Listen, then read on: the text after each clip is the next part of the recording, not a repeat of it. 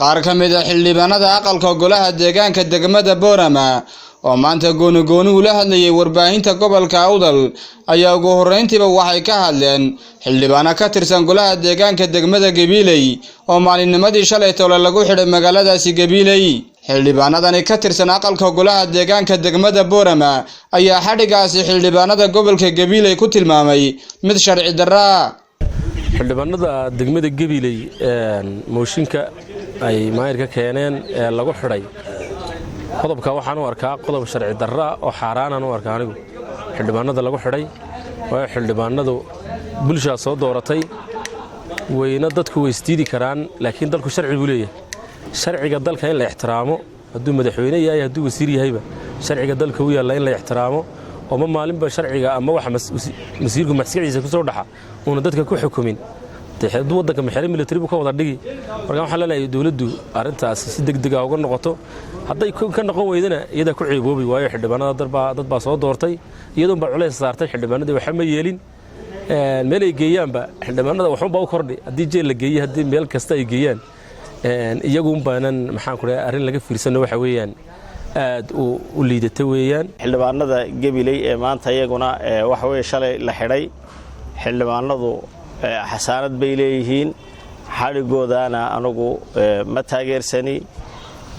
waxaan leeyahay xukuumadda xariga xildhibaanada waxa weey hoos loo eego xaaladda laga wada xaajoodo hal isku soo noqdo maayiradana yaanan xildhibaanada waxa weey yaanan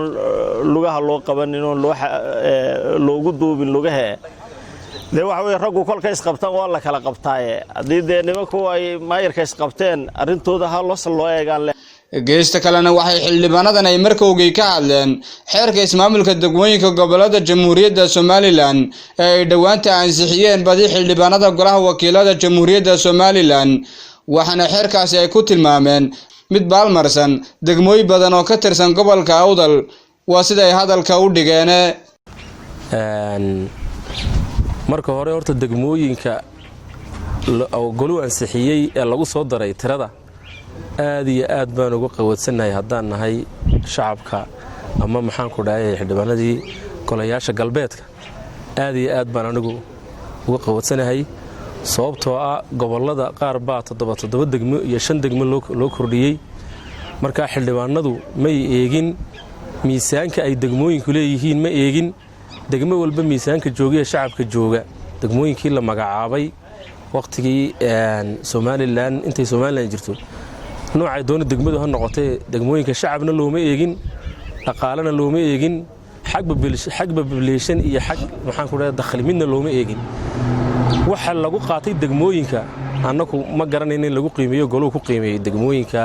laga codayn doono. waxaan u maleynayaa inuu nin leeyahay isku meesay maadaama golaha wakiilada marka horeba uu yahay golo u badan reer Soomaaliland meel joogtaba reer baa lagu itixaamay wali wax badan inaynan ayna xildhibaanadu baarlamaanku hareeriyaha inay ka eegin degmooyin badan oo waxa weeye maanta codahaana isku filan resource ahaana isku filan oo waxa weeye degmanimo buuxinaya oo degmooyina oo in hoos loo eega ahaydoo khaasatan waliba waxa weeye gobolka Awdal degmooyin badan baa jira oo in waxa weeye lagu daraa ahayd sida Garbadadar Cali Xayd Boon meelo badan oo muhiima waxa weeye iyada lafteeda xariirad degmooyinka u baahnaa in iyagana aad loo eego ay hareeriyaha ka eegaan oo gobolka Awdal degmo kale hatay baa soo biirtay oo waa dila waa sax waan taageersanahay inay waa Imraan Xuseen Aadan wararka muuqbaaya telefishanka caalamiga Star TV Boorama.